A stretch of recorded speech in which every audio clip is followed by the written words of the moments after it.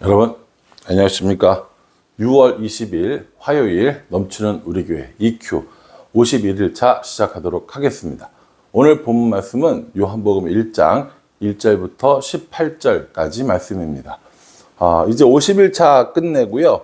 51일차로 들어왔습니다. 51일차부터는 신약입니다. 교회를 잘 다니신 분들은 이 구약과 신약이 뭔지 이해하시겠지만 또 교회를 잘 안 다니셨던 분들, 또 신앙생활 한 지 얼마 안 되셨던 분들은 이 구약과 신약이라는 말이 어떤 말인지 잘 모를 수 있습니다. 그래서 그것부터 한번 살펴보고자 합니다. 성경은 모두 66권으로 되어져 있습니다. 그렇죠? 예, 성경 66권. 성경이 한 권인데 왜 66권이라고 하세요? 라고 물어보신다면 그 안에, 한 권 안에 66권으로 쪼개져 있는 거죠. 원래는 66권짜리를 하나로 이렇게 합친 겁니다. 이거를 의외로 모르시는 분들이 많아요. 제가 예전에 어느 교회 집회를 갔었는데, 성경책이 모두 몇 권이니? 라고 물어보니까 애들이 66권이요. 막 이러는데 어떤 손을 들더니 5권이요. 이러더라고요. 그래서 왜 5권이야? 그랬더니 엄마 거, 아빠 거, 제 거, 형 거, 누나 거 이렇게 얘기를 해서 그래 넌 중학생이야 라고 얘기했던 적이 있었습니다. 실제 있었던 일이에요.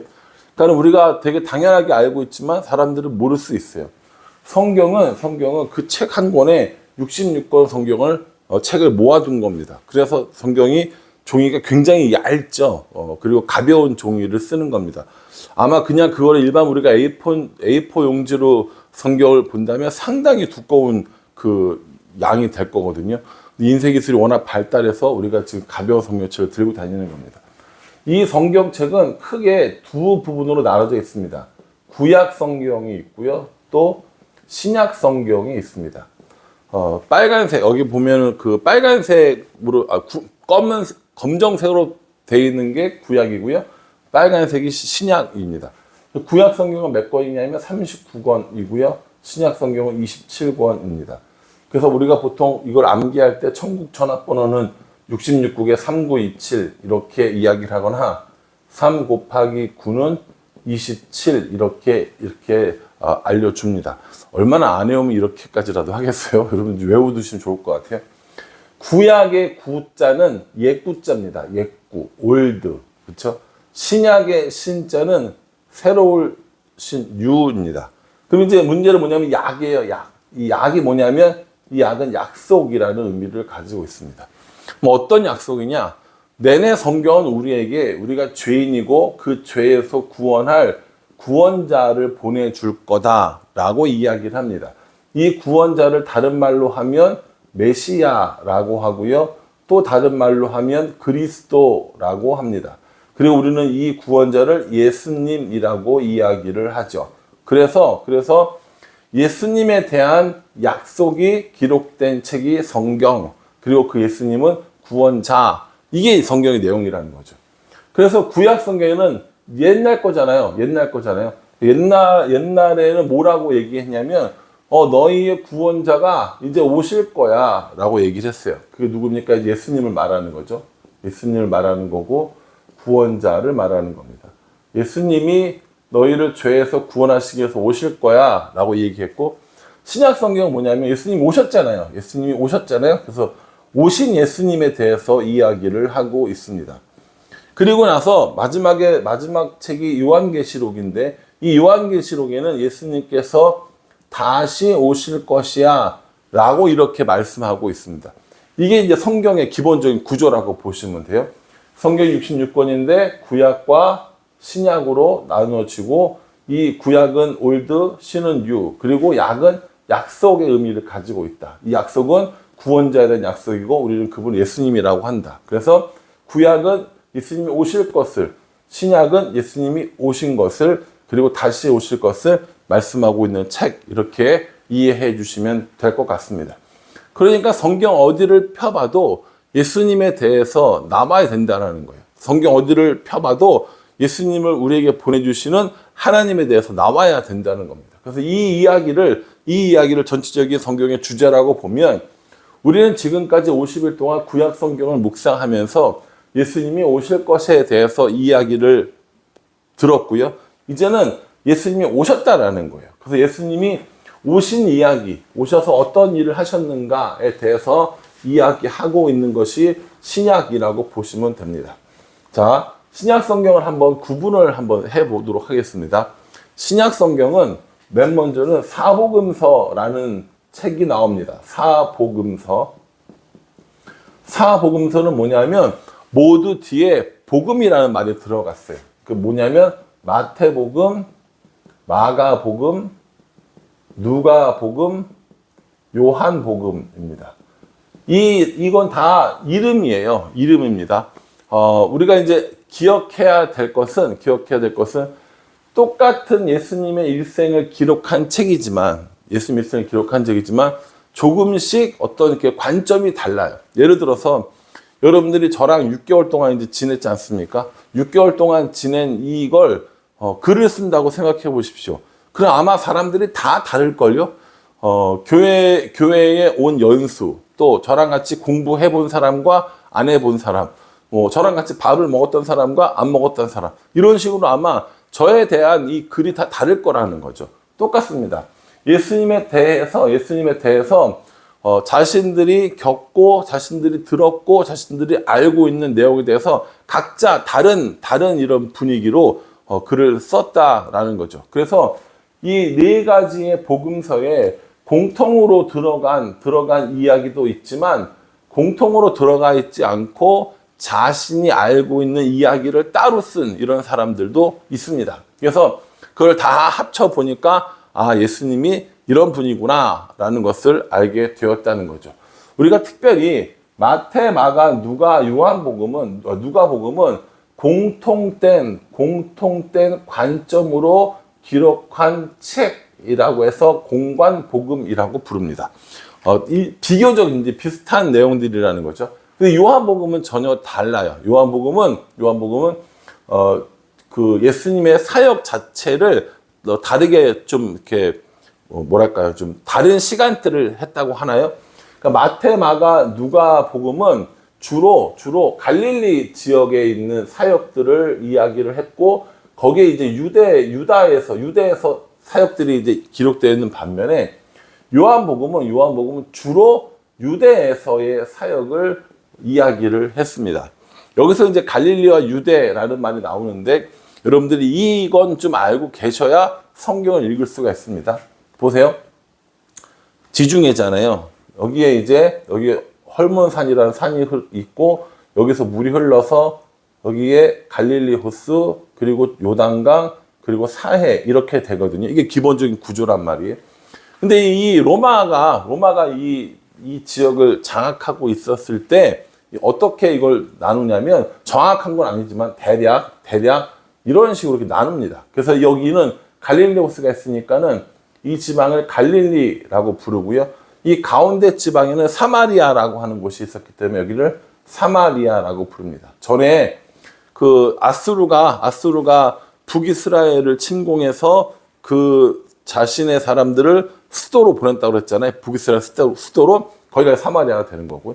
여기 이제 이 지역이 이제 유대 지방인 겁니다. 그래서 이렇게 크게 세 부분으로 나눠요. 그러니까는 이 마태, 마가, 누가복음은 이 갈릴리 지역을 주로, 그리고 유대 지역도 좀 있고요. 그런데 요한복음은 주로 이 유대 지역을 그 기록을 남겼다라는 것이죠.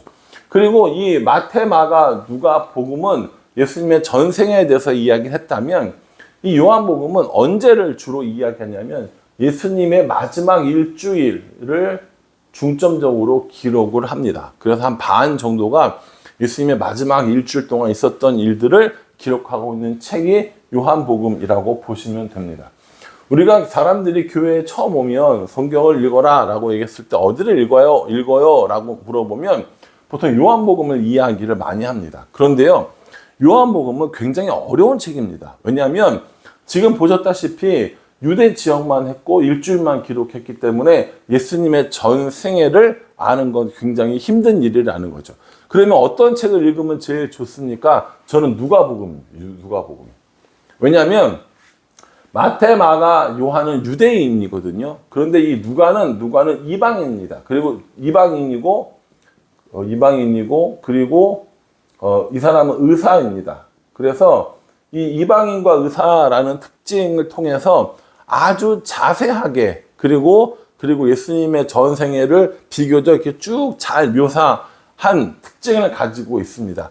그리고 이제 이 마태복음 같은 경우는 유대인을 일차적인 그 독자로 생각하고 썼기 때문에 유대적인 배경을 좀 알아야 되는데, 이 누가복음은 이방인인 거예요. 이방인에게 예수님을 소개하는 거거든요. 그러니까는 사실은 유대적인 문화를 모르는 사람들을 썼기 때문에 오히려 우리에게 훨씬 더 쉽게 다가옵니다. 그리고 그래서 누가복음 읽으라고 하는 거고요. 마태, 마가, 복음과 달리 이 마태, 마가, 누가복음의 요한은 이 내용에 들어있지 않은 내용들을 주로 썼기 때문에 요한복음은 생각보다 어려운 책입니다. 그러니 여러분, 교회를 처음 다니시는 분들이 성경을 읽으실 때 요한복음보다 누가복음을 읽는 게 낫고요. 오늘 우리가 이제 오늘부터 쭉 묵상할 이 EQ에도 보면은 요한복음 오늘 본문이잖아요. 이제 서론으로 시작하는 거고요. 나머지 부분들은 누가복음을 통해서 예수님의 사역들을 초기 사역들을 정리하는 것들을 볼 수 있습니다. 그러니 여러분, 오늘 이 묵상의 내용들은요, 그냥 전체적인 신약의 개론이라고 생각하시면 될 것 같고요. 이 요한복음 1장 1절부터 8절까지 이렇게 묵상하시면서 기본적인 생각들을 정리해 보시면 좋겠습니다. 가장 이 요한복음의 핵심적인 단어 두 가지거든요. 말씀이 있고요. 또 하나는 생명이 있습니다. 이 두 가지, 이 두 단어가 요한복음의 핵심이거든요. 요한복음에서 뭐라고 얘기합니까? 말씀이 있었는데 말씀이 우리 가운데로 왔다라고 이야기를 하는 겁니다. 그 말씀 누구를 가리키냐면 바로 예수님을 가리키는 것이죠. 그래서 그 말씀인 예수님이 이 땅에 오셔서 우리에게 어떤 일을 해 주실 것인가를 앞으로 쭉 이야기를 하는 것이죠. 그러니까 누가복음은 단순히 아기가 태어났어 라고부터 시작을 하지만, 이 요한복음은 단순히 그냥 아기가 태어났어가 아니라 말씀이 우리에게 왔어, 그 말씀이 바로 예수님이야 라고 이렇게 이야기를 해주고 있는 것입니다. 성경을 읽는다는 건, 성경을 묵상한다는 건, 그리고 성경을 통해서 하나님을 알아간다는 건 쉬운 일은 아닙니다. 그러나 차근차근 조금씩 해 나갈 때 말씀 속에서 우리를 창조하신 하나님, 그리고 우리를 구원해 주신 예수님을 만날 수 있게 된다는 겁니다. 그러니 여러분, 이 성경을 통해서 예수님을 만나는 일들이 이루어지길 바라고요. 특별히 요한복음 1장 12절, 오늘 본문 말씀을 보면은 요한복음 1장 12절, 유명한 말씀이죠. 영접하는 자, 이렇게 얘기합니다. 영접하는 자. 곧 그 이름을 믿는 자들에게는, 영접한다는 건 뭐라는 거예요? 예수님을 믿는다는 거죠. 그들에게 뭐가 됩니까? 하나님의 자녀가 되는 권세를 주시겠다라고 이렇게 말씀해 주고 있습니다. 그러니까 말씀이신 예수님이 이 땅에 오셔서 우리가 그 예수님을 영접하고 믿으면 하나님의 자녀가 된다는 겁니다. 우리는 이미 죄로 인해서 하나님과의 관계가 끊어졌다는 것, 구약을 통해서 알고 있었습니다.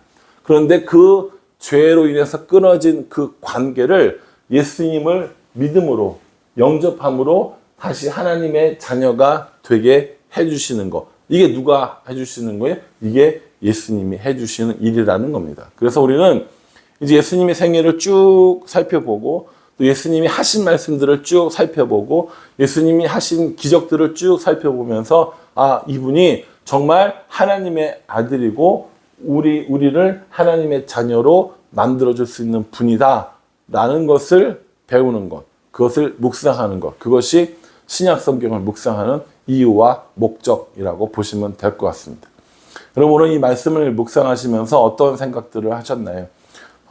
저는 이 예수님께서 이 땅에 말씀으로 오셨는데, 말씀이신 그분이 이 땅에 오셨는데, 우리가 그 예수님의 말씀을 믿고 따라가고 있는지 다시 한번 생각해 봐야겠다라는 생각을 했습니다.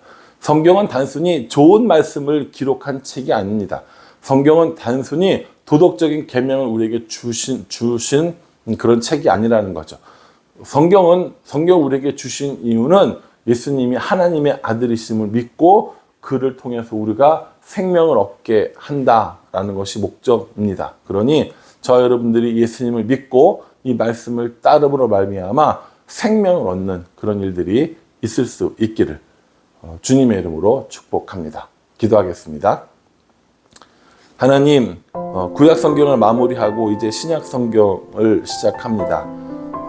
말씀이 육신이 되어 우리 가운데 거하셨으니 우리는 그 말씀이신 예수님을 믿고 예수님을 더 많이 알아갈 수 있도록, 그래서 생명을 소유하는 삶을 살 수 있도록 우리 인도하여 주시옵소서. 예수님의 이름으로 기도합니다. 아멘. 구약 성경 50일 하셨듯이 신약 성경도 차근차근 이렇게 시작하면 될 것 같습니다. 여러분 같이 함께 해주시기를 간절한 마음으로 기도하겠습니다. 감사합니다.